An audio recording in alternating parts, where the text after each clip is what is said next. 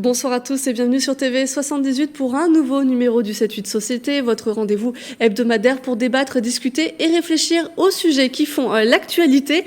Actuellement, 40% des appareils électriques et électroniques sont réparés. L'État souhaite atteindre 60% d'ici 5 ans. Et depuis le 1er janvier, 5 catégories de produits sont concernées par un indice de réparabilité. Alors, bonne ou mauvaise idée? Première étape pour lutter contre le gaspillage, on en parle avec nos invités. Laurent Satré et Jean-Paul Boiselet, vous êtes cofondateur de Répartout et compagnie qui propose des ateliers pour remettre en état des objets du quotidien. Bonjour. Bonjour. Philippe Fleuret, vous êtes le président de l'antenne locale de UFC Que Choisir. Bonjour. Bonjour. Et Eric Gatineau, vous êtes le directeur d'Envie Attrape, un réseau d'insertion professionnelle autour de l'économie circulaire. Bonjour. Bonjour. Alors Philippe Fleuret, je le disais tout à l'heure, seulement 40% des appareils sont réparés aujourd'hui. Est-ce que c'est lié à une méconnaissance des possibilités de réparation ou à une facilité, alors entre guillemets, en fonction des moyens financiers qu'on peut avoir, à changer d'appareil? Écoutez, je pense que dans un premier temps, il faut voir l'intérêt des consommateurs. Et effectivement, lorsque l'on fait un achat, actuellement, il y a toujours une hésitation en ce qui concerne la durée de vie de ces appareils. Donc, c'est pour ça qu'au niveau de UFC Que Choisir, on a milité depuis très longtemps pour qu'il y ait une meilleure information qui soit faite auprès des consommateurs. D'où cette arrêté et ces décrets. Eric Gatineau, à Envie, les salariés réparent de l'électroménager. Est-ce que vous recevez des appareils qui sont difficiles à réparer? Alors, soit des appareils qui sont, je dirais à l'inverse, parfois faciles à réparer. Donc ça, c'est les bonnes nouvelles, qui sont jetés, qui sont destinés à la destruction et qu'on arrive à réparer facilement. On reçoit une partie des appareils qui sont pas réparables techniquement, qui sont soit vraiment trop anciens, soit trop abîmés. Et puis entre les deux, on a des appareils qui sont techniquement réparables et pour lesquels la logique économique, à la fois pour le consommateur et pour le réparateur, se pose. Donc, quand le prix de la réparation par rapport au prix d'un appareil de remplacement est trop élevé, et le choix se pose pour le consommateur. Et puis, de l'autre côté, la logique économique peut aussi amener des contraintes et une limite à la réparabilité des produits. Donc, on a ces différentes catégories de produits, de cas de figure. Laurent Satré, quand on vient vous voir pour des ateliers, est-ce que vous dites « oui, on peut tout réparer » ? Alors, nous, on dit on peut tout diagnostiquer. C'est pas tout à fait la même chose. En fait, ce qui compte, c'est quand même l'étape importante, c'est vraiment le diagnostic. En fait, on prend en charge entre guillemets l'objet avec la personne qui nous apporte l'objet et on prend le temps en fait de regarder, de discuter avec la personne pour essayer d'identifier entre guillemets l'origine de la panne. Et ensuite, on regarde au niveau des différentes étapes ce qu'il est possible de faire dans le temps imparti, puisque nous, on intervient dans différentes structures et du coup, on n'a pas forcément non plus à disposition tout l'espace et le temps nécessaire. Alors, l'info, depuis le 1er janvier 2021, 5 catégories de produits sont concernées par un indice de réparabilité. Il y a les lave-linges, les téléviseurs, les smartphones, les ordinateurs portables et les tondeuses à gazon. Alors, avant de développer le principe de cet indice, Philippe Fleuret, pour UFC Que Choisir, est-ce que c'est une bonne idée? Ah oui, c'est une excellente idée. Parce que ces appareils-là faisaient partie des appareils pour lesquels on constatait le plus de pannes. Je dirais que lorsqu'on achète un produit, généralement, le vendeur propose un délai d'assurance de 2 ans. Et après ces 2 ans, généralement, soit il proposait une autre assurance complémentaire, mais c'est généralement après les 2 ans qu'il y a des problèmes de panne. Et donc, notamment sur ces appareils-là. Et je pense que comme les machines à laver, par exemple, on a souvent constaté ce genre de problème. Donc, c'est une bonne idée. Sentiment que vous partagez, Eric Gatineau, j'imagine que ça évitera que certains électroménagers soient jetés alors qu'ils peuvent continuer à fonctionner? Oui, complètement. Tout ce qui va dans le sens d'une meilleure information du consommateur et qui l'amène à réfléchir à la durabilité de ces équipements, c'est quelque chose qu'on soutient dans le réseau Envie. C'est le combat quotidien de nos associations. Donc oui, c'est une bonne idée. Elle elle aura un prolongement avec l'indice de durabilité qui sera sans doute encore plus probant. C'est pour 2024. C'est pour nous, c'est une étape importante. On en est au début et on sera très très attentif à son application et à ses effets, en espérant que ça entraîne une plus grande durée d'usage des appareils. Jean-Paul Boiselet, vous proposez donc des ateliers de réparation pour toute personne qui est intéressée. Est-ce que savoir qu'un appareil est plus facilement réparable va être plus intéressant ?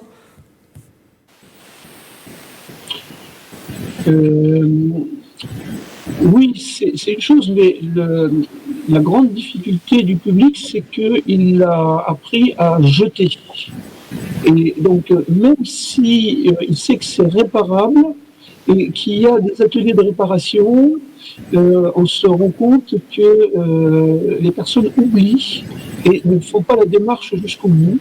C'est vraiment, ils ont un réflexe très bête de jeter et de racheter tout neuf. Je donne le cas d'un bricoleur qui a besoin d'une perceuse. Au début du week-end, sa perceuse tombe en panne.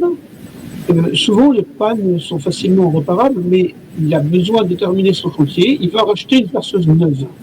Et son ancienne perceuse, il va la jeter, même s'il sait que c'est réparable, parce qu'il va se dire, la perceuse neuve, elle est bien meilleure. Éric Gatineau, justement, sur cette facilité à changer facilement de produit, on connaît cette fameuse « Ah bah ma garantie terminée, comme par hasard, ça tombe en panne ». Mais est-ce que justement, vous voyez des gens venir se renseigner Ils étaient prévus ils prévoyaient de vous donner un produit, puis finalement vous le faites réparer, seulement réparer, ils repartent avec.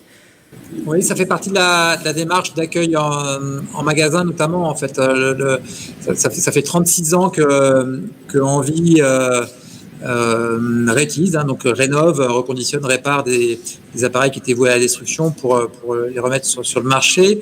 Et depuis 4 ans, le réseau s'est lancé dans l'activité de dépannage, de réparation. Donc on répare des appareils que nous n'avons pas vendus, qui sont pas réparés dans le cadre de la garantie ou en dehors de la garantie de nos propres appareils. Et on essaie d'inciter à cette démarche-là. C'est dans un premier temps quelqu'un qui vient acheter un appareil, qui est pourtant un appareil reconditionné, donc déjà un déchet évité, qui est dans cette logique d'économie circulaire. Et on l'incite à réfléchir à la réparation de son ancien produit. Et quand ça nous paraît judicieux, vraiment, on l'oriente vers une première étape de réparation. Donc, au moins aller sur le diagnostic et essayer d'aller au bout de sa démarche et de voir si on ne peut pas prolonger un peu plus sur son ancien appareil avant de lui proposer un appareil de remplacement, combien même il serait un appareil reconditionné et vertueux sur le plan écologique. Là, on a beaucoup parlé du consommateur. Philippe Fleuret, est-ce que ça va aussi pousser les entreprises à proposer des produits qui durent plus longtemps ? Oui, je pense que oui, parce que il faut bien voir que cela va permettre pour les entreprises et les producteurs, ceux qui produisent des fabricants, de fidéliser leurs clients. Parce que finalement, vous savez, c'est une relation de confiance entre un artisan, un commerçant et son client. Et donc, si le client, le consommateur, a plus de confiance dans tel type de produit, il fera confiance et il deviendra fidèle à cette marque. Alors on va le voir à l'image, les appareils seront notés sur 10, du rouge au vert. Cet indice sera calculé sur 5 critères, la documentation, l'engagement du producteur à rendre disponibles les documents techniques, la démontabilité, donc la facilité à démonter, et notamment les types d'outils nécessaires, la disponibilité des pièces détachées, le prix de ces pièces et un critère spécifique qui sera propre à la catégorie des produits. Philippe Fleuret, à nouveau avec vous, est-ce que ces critères sont suffisants ? Oui, je pense que c'est une bonne avancée parce que ça permet quand même d'avoir une connaissance très précise de la qualité de ces produits et donc ça permet aux consommateurs d'acheter avec beaucoup plus d'informations et de faire des choix judicieux, par exemple, d'arbitrer entre les produits et également aussi de se projeter dans l'avenir, ce qui n'était pas toujours le cas. Lors de l'achat, on sera informé de la disponibilité ou non des pièces détachées, mais parfois les pièces elles-mêmes associées à de la main-d'œuvre peuvent vite faire monter la note. Laurence Satré, est-ce que on pourrait avoir un effet pervers et d'utiliser peut-être des pièces de moins bonne qualité derrière. Alors, moi, ce qui me dérange un petit peu dans cet indice de réparabilité, c'est qu'en fait, quand on regarde d'un peu plus près, c'est une auto-évaluation des constructeurs. Donc, de fait, je trouve que on va dire, c'est une première avancée, cet indice de réparabilité. Je pense que l'indice de durabilité sera plus intéressant dans 5 ans, parce qu'effectivement, comme on le voit, ça se produit assez facilement dans tout le petit électroménager. La qualité des plastiques ou des pièces est quand même assez médiocre, on peut le dire.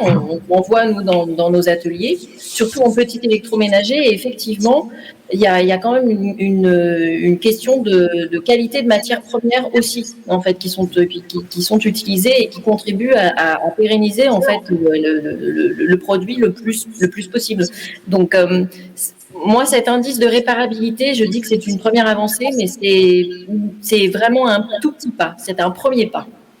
Ce qui peut freiner aussi, on connaît tous, les téléphones portables, maintenant, on ne peut plus les ouvrir. On n'a plus accès aux batteries, on ne peut plus les démonter. Est-ce qu'on le retrouve aussi dans le gros électroménager, Jean-Paul Boiselet? Est-ce que maintenant, on ne peut plus ouvrir certains électroménagers? Non, on peut toujours ouvrir. Pratiquement tous les appareils s'ouvrent, même ceux qui, mystérieusement, sont bloqués par des vis qui nécessitent des outils spéciaux. On arrive toujours à trouver une solution.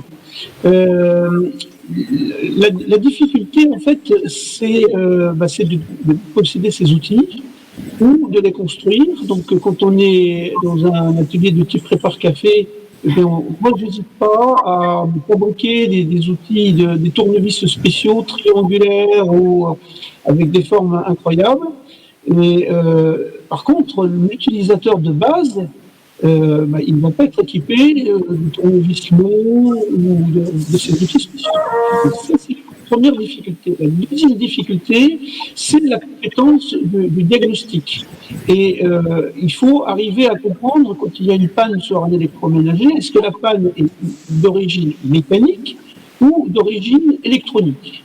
Donc ça, c'est pas donné à tout le monde de pouvoir faire la différence entre les deux types de panne. Donc c'est pour ça que la réparation, l'autoréparation par le public, c'est vraiment une virgule, c'est vraiment une virgule.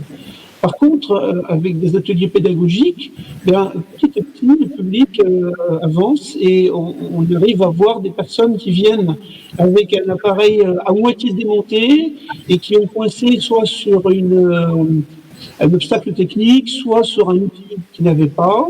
Et on arrive souvent à réparer, sachant qu'on a un taux de réparation largement supérieur à 50% dans la plupart des répare-cafés.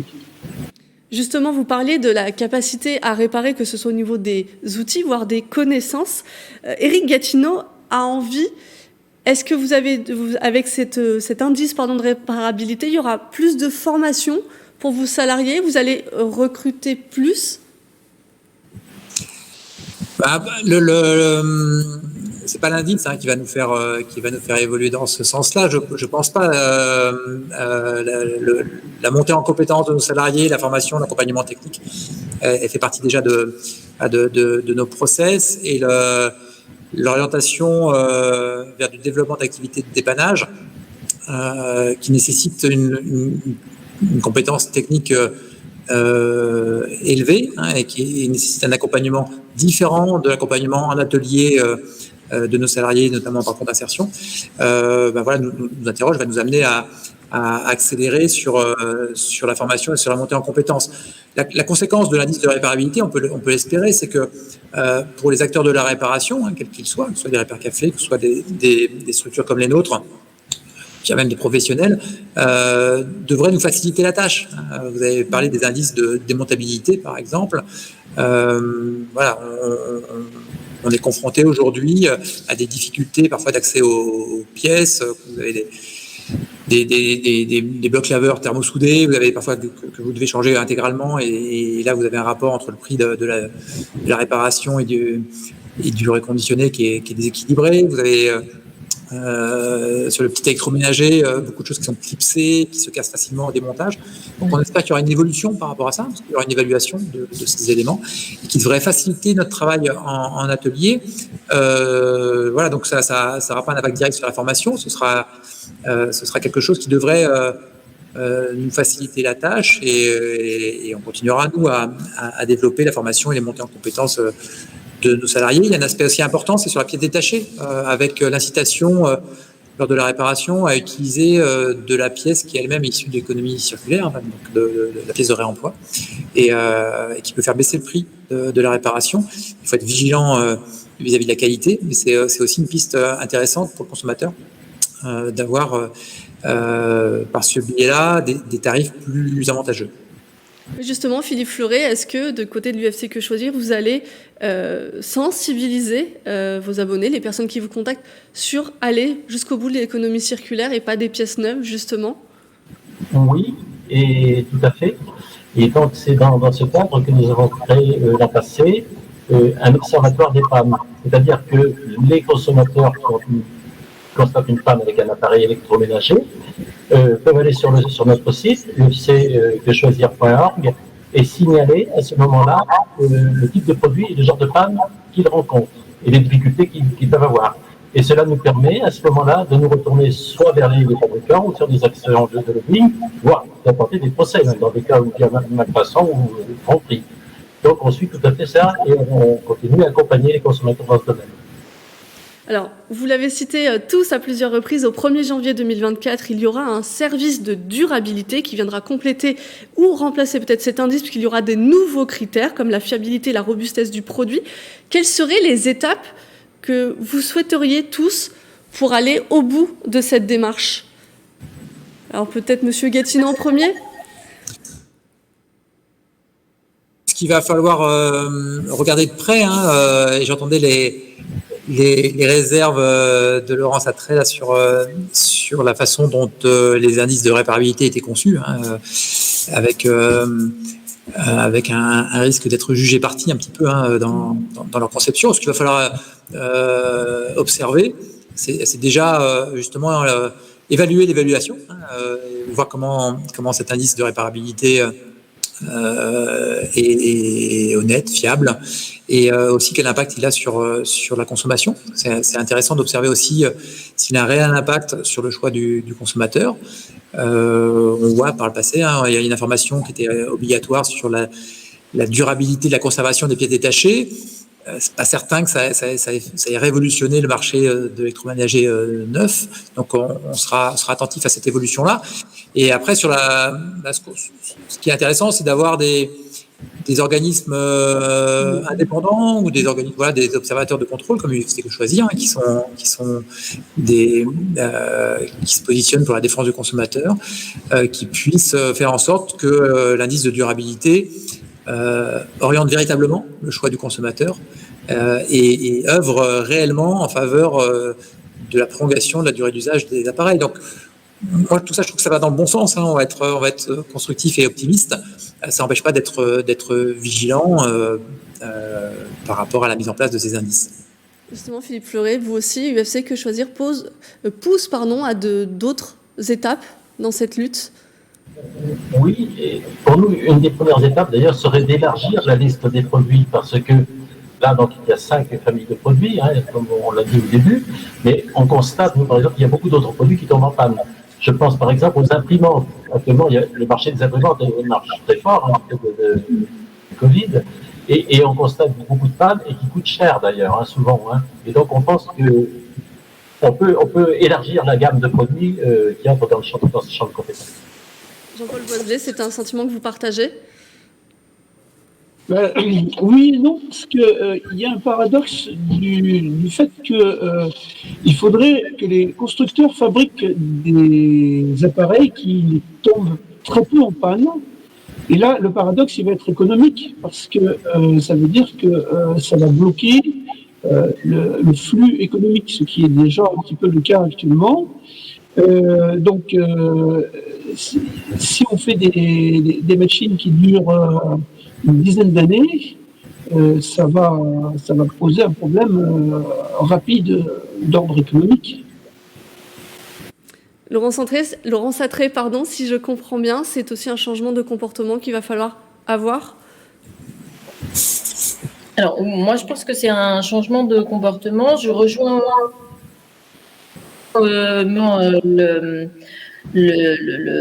cet indice de réparabilité qui doit être, entre guillemets, fait de manière complètement impartiale par des organismes indépendants. Donc ça risque d'être le plus compliqué à mettre en place parce qu'effectivement, les marques n'ont, entre guillemets, aucun intérêt à être auditées par des organismes extérieurs. Là, on est vraiment purement dans du commercial. Il y a aussi, je rejoins Monsieur Fleuret sur l'élargissement du matériel concerné par cet indice de réparabilité, c'est clair. Après, effectivement, ce qui est important aussi, c'est quelle va être la valeur ajoutée sur du petit matériel d'électroménager, c'est-à-dire un indice de réparabilité, est-ce qu'il va être réellement valable sur un appareil qui va coûter 20 €? Et il y a vraiment une notion de comportement parce qu'effectivement, un consommateur lambda va être plus tenté de racheter un appareil neuf parce qu'on est aussi dans une société où il faut aller vite et où on n'a pas le temps d'attendre. Donc, se passer d'un appareil à un moment donné et être dans l'attente d'une prochaine réparation, en fait, on n'est plus du tout habitué au niveau de nos comportements à ça. Donc, c'est compliqué, en fait. C'est une grande machine qui est en train de se mettre en place avec plein de différents de petits engrenages, en fait, qui, mis bout à bout, vont nous faire avancer. Mais c'est très complexe, en fait. Alors l'émission touche à sa fin. Je ne sais pas si l'un de nos invités veut rajouter quelque chose sur cet indice de réparabilité qui, les sanctions d'ailleurs à préciser, seront effectives qu'à partir du 1er janvier 2022, le temps que toutes les entreprises puissent le mettre en place. Juste un petit mot, juste pour rebondir sur ce qui vient d'être dit, c'est que c'est un des enjeux, je pense, des réparateurs, hein, des structures comme les nôtres, c'est de pouvoir donner un accès à la réparation et aux appareils rénovés, réparés, aussi facile que l'accès au neuf. Donc, ça passe par des outils digitaux, ça passe par la rapidité de service. La panne, c'est toujours problématique. Et il faut pouvoir répondre très vite et très facilement à la demande. Et c'est tout l'enjeu, tout le challenge pour nos structures pour pouvoir espérer favoriser un changement des modes de consommation. Oui. Merci à tous les quatre d'avoir répondu à notre invitation. C'est la fin de ce 7-8 Société. Vous pouvez revoir cette émission sur notre site internet ou sur notre application mobile. On se retrouve la semaine prochaine pour un nouveau sujet d'actualité. Prenez soin de vous.